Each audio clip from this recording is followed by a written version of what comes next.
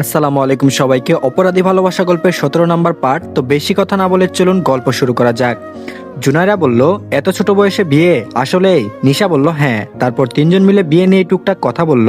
আজ নিশা তার ফ্রেন্ডের সাথে আড্ডা দেওয়া বাদ দিয়ে কায়নাতের সাথে বসে আড্ডা দিচ্ছে। মাঝে মধ্যেই দেওয়া হয়, তখন আরো নিশার ফ্রেন্ডরাও জয়েন করে। কলেজ থেকে বাড়ি ফিরলো বিকেলে। তারপর দুইজন রিক্সা করে অনেক জায়গায় ঘুরেছে। কায়নাত থাকায় নিশার বেশ ভালোই দিন কেটে যায়। মেয়েটা বড্ড মিশুক, আদুরে, কিছু মুখ ফুটে বলার আগেই বুঝে যায় ভাবির বদলে একদম ছোট বোন পেয়েছে সে। আর এদিকে বাসায় ফিরে দেখলো অর্ণ ড্রয়িং রুমে বসে আছে। অর্ণকে এই সময় বাসায় দেখে কায়নাত চমকালো। লোকটা তো এই সময় বাড়িতে থাকে না, তাহলে আজ কি হলো? তারপর জানা গেল নুসরাতের হসপিটালের অ্যাপয়েন্টমেন্ট আছে সন্ধ্যার পরে, চেক আপ করতে হবে।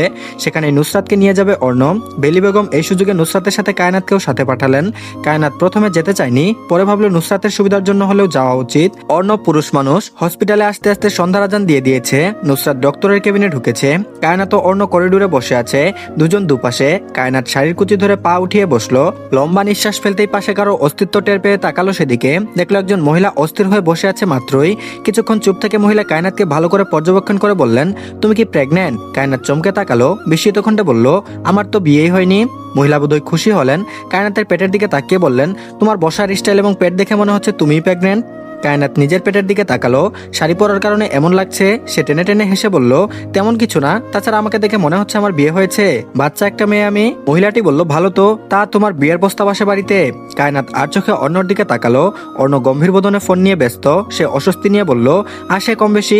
মহিলা কায়নাতের হাত আঁকড়ে ধরলো, মিষ্টি করে হেসে বলল, আমার একটা দেবর আছে বুঝলে, বয়স বেশি নয়, এই ধরো 24-25 হবে। ছেলেটার জন্য মেয়ে খুঁজছি, কিন্তু মনের মতো মেয়ে পাচ্ছি না। তুমি যদি কিছু মনে না করো একটা কথা বলবো? আসলে তোমাকে আমার অনেক ভালো লেগেছে। তোমার পরিবারের সাথে আমি কথা বলতে চাই। মহিলা মুখের কথা শেষ করতে না করতেই অর্ণর গভীর কণ্ঠস্বর ভেসে এলো। সে কায়নাতের সামনে দাঁড়িয়ে মহিলাকে উদ্দেশ্য করে বলল, এই মেয়ে 2 মাসের গর্ভবতী। একজন বিবাহিত মেয়েকে আপনার দেবরের বউ করতে চাইছেন, তাও আবার আমার বিয়ে করা বউকে? কায়নাত হতভম্ব হয়ে অর্ণর দিকে তাকালো। বিয়ে হয়েছে 1 মাস হয়েছে সবে, আর এই লোকটাকে 2 মাসের গর্ভবতী বানিয়ে দিল। অর্ণ বোধহয় নিজেও অবাক হয়েছে নিজের কথা শুনে। সে চোখ ছোট ছোট করে মহিলার দিকে তাকালো। মহিলা অবাক হয়ে অর্ণর দিকে তাকিয়েছেন। কিছুক্ষণ পর বললেন, আপনি এই মেয়ের হাজব্যান্ড? অর্ণ শুষ্ক ঠোঁট ভেজালো আর চোখে কায়নাতের দিকে তাকিয়ে বলল, প্রেগনেন্ট যেহেতু আমি বানিয়েছি, তাহলে হাজবেন্ড তো আমিই হব, তাই না? মহিলা লজ্জায় পড়লেন ভীষণ। তাড়াহুড়ো করে সেখান থেকে সরে গেলেন তিনি। কায়নাত চোখ মুখ খিচে বন্ধ করে রেখেছে শাড়ির আঁচল দিয়ে। এই লোক আদৌ কি চাই? একে তো বিয়ে মানে না, আবার মানুষকে বলে বেড়ায় কায়নাতের বাচ্চার বাবা এই লোক। অর্ণ কায়নাতের পাশে বসলো। কায়নাত শাড়ির আঁচল সরিয়ে অর্ণর দিকে কটমট করে তাকিয়ে বলল, আপনি মিথ্যা কথা কেন বললেন? বিয়ে হয়েছে 1 মাস, তাহলে আমি 2 মাসের প্রেগনেন্ট হলাম কি করে? অর্ণ ফোনে দৃষ্টি রেখে বলল, যেভাবে প্রেগনেন্ট হয় মানুষ। কায়নাত বলল, আপনার সাথে আমার কিছু হয়েছে? অর্ণ বলল, তুমি চাইলে হতে পারে। কায়নাত স্তব্ধ হয়ে গেল। লোকটার মতিগতি মোটেও ঠিক লাগছে না। এমন অদ্ভুত ঠোঁট কাটা মার্কার কথা কেন বলছে? নুসরাত বের হলো একটু পর, দেখলো ভাইয়ার ভাবি বসে আছে চুপচাপ। নুসরাত বের হতেই কায়নাত উঠে দাঁড়ালো। নুসরাত বলল, প্রেম ভাইয়ের সাথে দেখা করে তারপর যাই। অর্ণ কিছু বলল না। কায়নাত নুসরাতের এক হাত জড়িয়ে ধরে প্রেমের চেম্বারের দিকে এগিয়ে যেতে যেতে বলল, তোমার কি বাবু হবে আপু? নুসরাত মুচকি হেসে বলল, জানি না। কায়নাত বলল, কি বাবু চাই তোমার? নুসরাত বলল, উপরওয়ালা যেটা দিবেন তাতেই খুশি আমি। ওর বাবা চাইতেন টুকটুকে একটা মেয়ে হবে। কায়নাত ফট করে প্রশ্ন করলো, বাবুর বাবা কোথায় আপু? নুসরাত শুকনো ঢুক গিলল। হাঁটার গতি কমে এসেছে। সে বিষণ্ণ কণ্ঠে পেটে হাত রেখে বলল, নেই। কায়নাত বলল, মানে? নুসরাত বলল, মারা গেছে। কায়নাতের মুখটা শুকিয়ে এলো নুসরাতের উত্তর শুনে। আগে যদি জানতো তাহলে কখনোই এমন প্রশ্ন করতো না সে। তারপর আর কথা বলল না কায়নাত। নুসরাতকে নিয়ে প্রেমের চেম্বারে ঢুকে দেখলো প্রেম কিছু ফাইল দেখছিল রোগীদের। আর ভাই বোনদের দেখে প্রেম উঠে দাঁড়ালো চেয়ার ছেড়ে। সবাইকে বসতে দিয়ে সে নিজেও বসলো। তারপর বলল, চেক আপ শেষ? নুসরাত মাথা দুলালো, তারপর বলল, বাসায় যাবে কখন? প্রেম বলল, রাত হবে, আজ অনেক কাজ আছে। তারপর টুকটাক কথা বলে ওরা বেরিয়ে এলো হসপিটাল থেকে। রাত হয়ে গেছে অনেকটা। বাড়ি ফিরেই রাতের খাবার শেষ করে যে যার ঘরে চলে এসেছে। কায়নাত নিশার ঘরে বেলি বেগমের পাশে বসে আছে। বেলি বেগম আজও ভুং ভাং বুঝিয়ে যাচ্ছে কায়নাতকে। কায়নাত দীর্ঘশ্বাস ফেলে নানির হাত জোড়া আঁকড়ে ধরে বলল, নানি কিছু কথা বলি, দয়া করে কিছু মনে করবেন না। থেমে আবারও বলল, শরীর দিয়ে হয়তো ওনার শারীরিক চাহিদা পূরণ করতে পারবো, কিন্তু মনে নিজের জন্য জায়গা করব কি করে? দেহ দিয়ে কখনোই ভালোবাসা সৃষ্টি করা যায় না। উনি আমার স্বামী, উনি যদি আমার সঙ্গ চান তাহলে আমি নির্দ্বিধায় বিনা বাক্যে নিজেকে বিলিয়ে দিব ওনার কাছে। এটা ওনার অধিকার, কিন্তু এভাবে জোর করে কখনোই ওনার মনে নিজের জায়গা করতে পারবো না। আমাদের বিয়েটা অনাকাঙ্ক্ষিতভাবে হয়েছে, এটা নিশ্চয়ই আপনি জানেন। উনি এখনো এই বিয়েটা মন থেকে মেনে নিতে পারছেন না। আমি চাই না জোর করে কিছু হোক। আল্লাহ চাইলে একদিন উনি আমাকে ভালোবাসবেন এবং নিজে থেকে আমাকে নিজের করে নেবেন। ততদিন না হয় উনি এবং আমি নিজেও একটু সময় নেই। সেই দিন বেলি বেগম আর কথা বলতে পারেননি। তিনি হয়তো সত্যি একটু বেশি বেশি করে ফেলেছেন। স্বামী স্ত্রীর সম্পর্ক শুধু দেহ দিয়ে নয়, বরং মনের বোঝাপড়ারও একটা ব্যাপার আছে। সেই রাত কোনো রকম পার হলো। পরের দিন সকালে খুলনা থেকে ফোন এলো আগামীকাল নিধি নিধি আসবে ঢাকায়। কায়নাতের খুশি আর কে দেখে। নিধি আপুকে দেখে না কতদিন হয়ে গেল। এ বাড়ি থেকে খুলনা কেউ যাই না, যাও তো দূরের কথা, কেউ খুলনার নাম মুখেই নেয় না। আজ কায়নাত কলেজে যায়নি, আজ সে ফুপুর বাসায় যাবে, তাই বেহরুজ বেগম লুক দিয়ে বাজার থেকে ফলমূল আনিয়েছেন। দুপুরে খাওয়া দাওয়ার পর একটু বিশ্রাম নিয়ে রেডি হলো। সুরঞ্জনা বাড়ির সামনে মুড়ে দাঁড়াবে, এখান থেকে বাসা বেশি দূরে নয়। আর এদিকে কলেজ ছুটি হয়েছে খানিকক্ষণ আগে। নিশা ক্লান্ত শরীরে টেনে টুনে বের হলো কলেজের গেট দিয়ে। কলেজের সামনে একটা ছোট ক্যাফে আছে, নিশা ঢুকলো সেখানে। একটা ফাঁকা টেবিল পেয়ে বসলো, একটা কোল্ড কফি অর্ডার করে ব্যাগ থেকে ফোন বের করলো। দেখলো স্বার্থর নাম্বার থেকে 78 বার কল এসেছে। নিশার চোখ কপালে, এতবার এই লোক কল করলো কেন? স্বার্থ কি জানে না নিশা এই সময় কলেজে থাকে? সে ব্যস্ত হাতে স্বার্থর নম্বরে কল ব্যাক করলো, প্রায় সাথে সাথেই রিসিভ হলো। স্বার্থ ফোনের ওপাশ থেকে ধমক দিয়ে বলল, নেশার বাচ্চা, এতগুলো ফোন করেছি ধরলি না কেন? কই তুই? নিশা হতভম্ব, হয়েছে কি স্বার্থপর, এমন বিহেভ করছে কেন? সে শুকনো ডুব গিলে ক্লান্ত স্বরে বলল, কি হয়েছে তোমার? স্বার্থ বলল, কোথায় ছিলে তুমি? নিশা ফুস করে চাপা শ্বাস ফেলে বলল, সবেমাত্র কলেজ থেকে বের হয়েছি, ফুলকি ক্যাফেতে এসেছি। স্বার্থ ওকে বলে ফোন কেটে দিল। মিনিট পাঁচেকের মধ্যে নিশার সামনে হাজির হতে নিশা ভূত দেখার মতো চমকে উঠল। অবাক হয়ে বলল, এত তাড়াতাড়ি তুমি এখানে এলে কি করে? স্বার্থ নিশার পাশে বসতে বসতে বলল, এত কিছু তোর জেনে লাভ কি? নিশা ভ্রুকুটি করে বলল, আচ্ছা তোমার সমস্যা কি বলবে? একবার তুই করে ডাকো, আবার তুমি করে ডাকো, বাট কেন? স্বার্থ নিশার দিকে কটমট করে তাকালো, তাতে দাঁত চেপে রাগ কন্ট্রোল করার চেষ্টা করছে সে। নিশার মুখটা চুপসে গেল স্বার্থের এহেন রূপ দেখে। শুকনো ডুব গিলে মিনমিন করে বলল, তোমার কি হয়েছে স্বার্থ ভাই? স্বার্থ বলল, ফাইজকে। নিশা বলল, আমার ক্লাসমেট। স্বার্থ বলল, রিলেশন?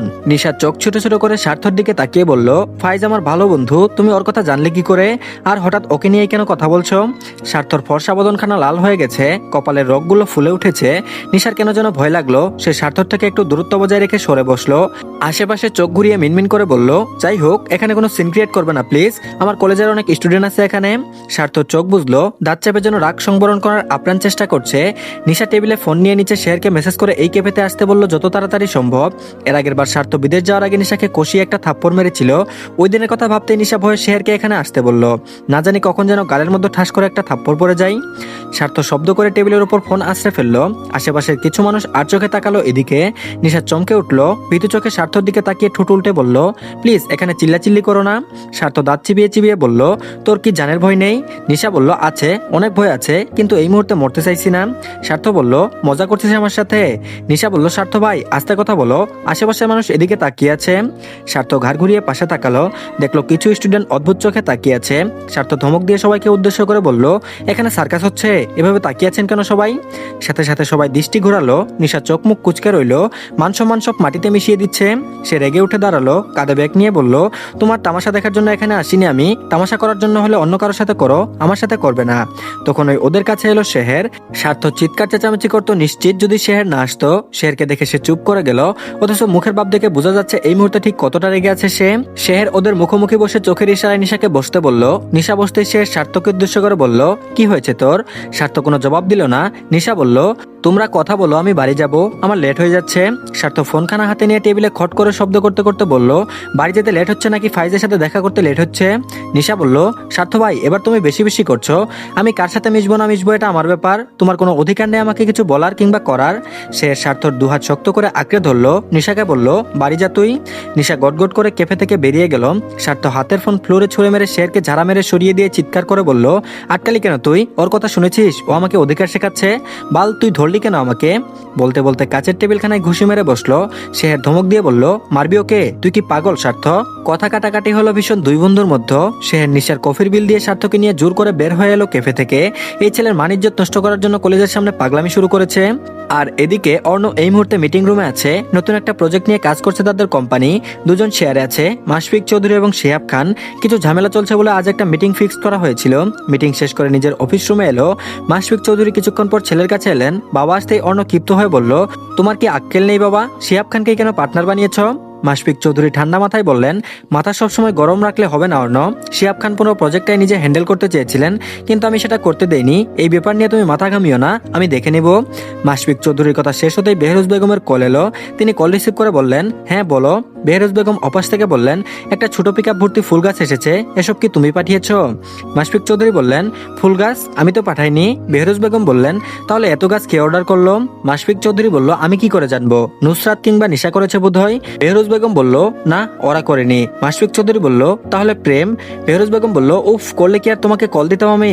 বেহরোজ বেগম কল কেটে দিলেন। মাশফিক চৌধুরী চিন্তিত হয়ে অর্ণকে বললেন, তুমি কোনো গাছ অর্ডার করেছিলে? বাড়িতে নাকি পিকআপ ভর্তি ফুল গাছ পাঠিয়েছে কেউ? অর্ণ গম্ভীর কণ্ঠে বলল, না। মাশফিক চৌধুরী আর ঘাটলেন না। কায়নাত সুরঞ্জনাদের বাসায় এসেছে খানিকক্ষণ আগে। ফুপি ভীষণ ভালো। সোহানা বেগম কায়নাতকে সবসময় ভাইয়ের মেয়ে হিসেবে দেখে এসেছেন, নিজের মেয়ের মতোই ভালোবাসেন তিনি। আসল পরিচয় নিয়ে কখনোই তিনি মাথা ঘামাননি। সোহানা বেগম সুরঞ্জনার ঘরে 3 বাটি পায়েস নিয়ে এলেন, বিছানা রেখে কায়নাতকে বললেন, তো শ্বশুরবাড়ি এখানে তবুও জামাইকে নিয়ে আসিস না কেন? কায়নাত পায়েসের বাটি হাতে নিয়ে কপাল কুঁচকে বলল, আমি এসেছি তাতে তোমার হচ্ছে না ফুপুমা, আবার জামাইকে আনতে হবে কেন? সোহানা বেগম বললেন, এটা কেমন কথা? বিয়ে হয়েছে কতদিন হয়ে গেল, একবারও ফুপুর বাসায় এসেছে সে? কায়নাত বলল, আসতে হবে না উনার। সোহানা বেগম বলল, মার খাবি, যাওয়ার আগে তোর শ্বশুর শাশুড়ির ফোন নাম্বার দিয়ে যাবি মনে করে। কায়নাত মাথা চাকালো। সোহানা বেগম ঘর থেকে বেরিয়ে যেতেই কায়নাত সুরঞ্জনার দিকে গভীর দৃষ্টি মেলে বলল, পরশু খোকন ভাইয়ের সাথে দেখেছি তোমাকে, কোথায় গিয়েছিলে? সুরঞ্জনা দীর্ঘশ্বাস ফেলল। খোকনের সাথে তার বিয়ে ঠিক হয়েছে বছরখানেক আগে, বিয়ের ডেট এখনো ঠিক হয়নি। গত পরশু তাকে ডেকেছিল দেখা করার জন্য। ছেলেটা ভীষণ ভালো, তবে সুরঞ্জনা চায় না খোকনের সাথে তার বিয়ে হোক। কায়নাত উত্তর না পেয়ে বলল, কি হলো? সুরঞ্জনা বলল, দেখা করতে গিয়েছিলাম, ওর মা দেখা করতে চেয়েছিল আমার সাথে। কায়নাত বলল, ও। মুনিয়া পায়েস খেয়ে বাতি কায়নাতের সামনে রেখে বলল, তুই আমার কলেজে কেন ভর্তি হলি না? আমি তো ভেবেছিলাম আমরা একসাথে পড়বো। কায়নাত বলল, আমার শ্বশুর বারণ করেছিলেন, আমার ছোট ননদ যে কলেজে পড়ে ওই কলেজেই ভর্তি করেছেন। মুনিয়া বলল, হু, বিয়ের পর বোনরা পর হয়ে যায় তার প্রমাণ পেয়েছি। 3 বোন মিলে আড্ডায় ব্যস্ত হলো। আগে মির্জা বাড়ি থাকতে তখন সুরঞ্জনা গ্রামে যেত, সারা রাত ভরে 3 জন গল্প আড্ডায় মেতে থাকতো। আর এখন এসব স্বপ্ন। শ্বশুর বাড়ি যাওয়ার পর থেকে বোনদের সাথে দেখাই হয় না। তো ধন্যবাদ সবাইকে। এই পার্টটি এই পর্যন্তই, পরবর্তী পার্ট দিয়ে দেওয়া হয়েছে, তো সবাই দেখে নেবেন। আর ধন্যবাদ সবাইকে, সবাই সাবস্ক্রাইব করে দিন।